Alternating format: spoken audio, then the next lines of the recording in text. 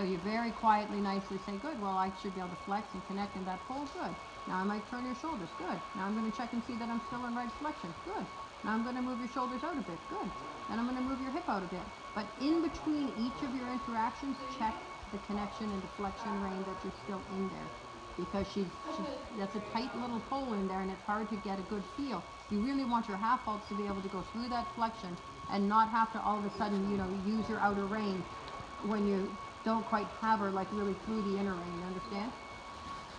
And the better she gets about that, the better your outside rein will work when you do start using it again anyway.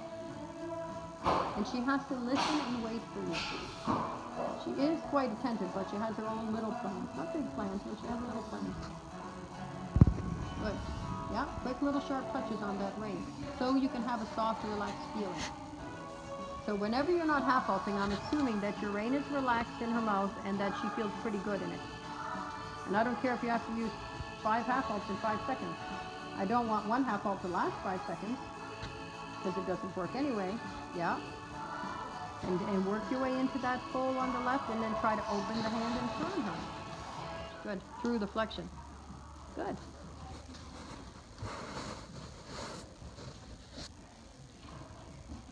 Yeah, and stretch up and relax everything so you can feel what you have.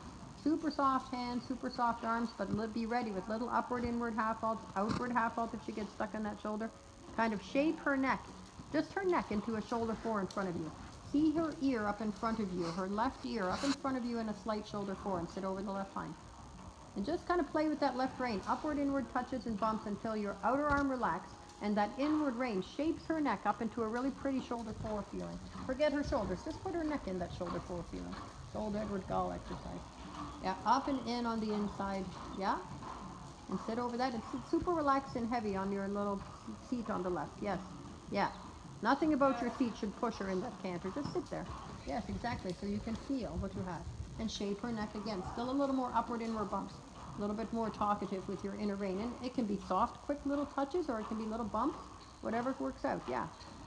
Good, and left leg, better, good. Then you're getting in on that inner side. You'll need some upward half vaults on the bottom of the rein when her left front leg hits the ground. Now, now, now, up, now, now, now, now, good. And then relax and put a little inner leg on her, and hopefully she jumps through, good. And then upward and bend and turn the shoulders. Get her with the flexion. Allow it with your outside rein. Because if you can put both hands and put that right rein against her and move her shoulder, but you'd like to know, could she turn just like she did in trot in the canter? Just try it. Relax your outer rein and turn her shoulder. Good. And sit over and sit back a little bit more, upper body back. There. Exactly. So she starts to think about getting you over her hind leg and her over her hind leg. Quite good. Good, good, good. And then go forward a little bit in the canter. Up and out forward. Good, and then bring her up to bring her back, and sit softly, and little upward half vaults on the inside rein. Good, and collect to her. Yeah, yeah. Takes more energy to collect than it does to extend. So when you bring her back, add energy to uphill riding. Then just go ahead and carry on with the thought. If she breaks gait while you're working on something, keep working on whatever it was you were working on in the gait she fell into. If it was flexion, collection, or up over the hind leg, whatever. Up, yes. Good, good, good. Yeah, relax your arms. Be sure that your arms are relaxed. Because if you relax something and she fell apart or something fell away, then the tension was somehow holding her, huh? You don't want to be so relaxed. Still meet with your body, but relaxed. Hair up. Yeah, and the second she lands in that trot, check your reins, super soft, high inward, upward flexion. Good, good. As you get to canter, your outside hand is relaxed, your inner rein, aha, super. And up and in on that right rein. Tall sitting, uphill. Stretch up and go with her and ask her for a little bit more so that she doesn't canter along the same anymore. 4 or 5 steps bigger, and then use your right rein to bring her back. Upward, inward, uphill, yeah.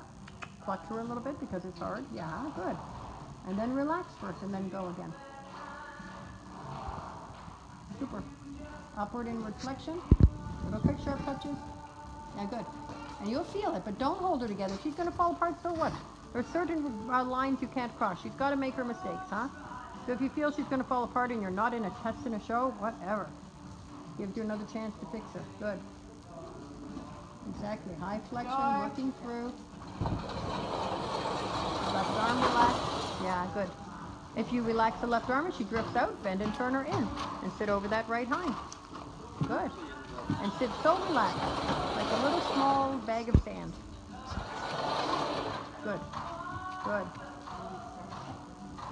Super, I love it. Bring yield into trot.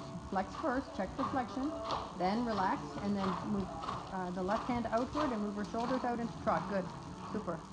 And then across the diagonal, get her pull up and in high right flexion. When you like it, make little steps first and then bigger steps.